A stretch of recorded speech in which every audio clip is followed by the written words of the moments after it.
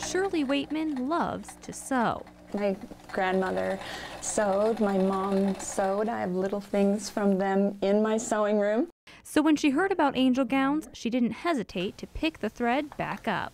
The very first one I did was a square. It was a wrap, and I got all of my setup done, and I forgot the tissues. Not usually something you need when sewing, but these wraps and gowns are being put together stitch by stitch for babies who may not wear anything else. I've heard from a family that got one of the wraps that I've made, and they were very appreciative of it.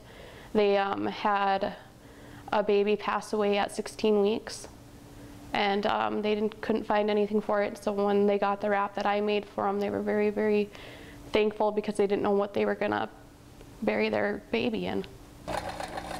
Something most parents-to-be haven't even thought of, which is why the gowns are available at many hospitals in the state, ready when they are needed.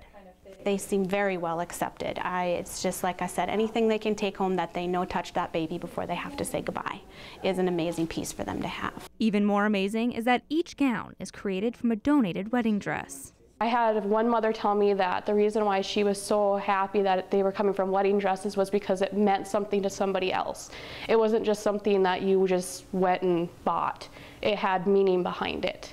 It was, you know, it represented love. It represented a union of two people.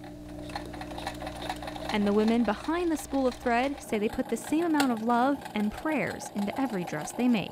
I mean, I still want to make them as pretty as possible, you know, because even if they're only seen once, it's a very important once.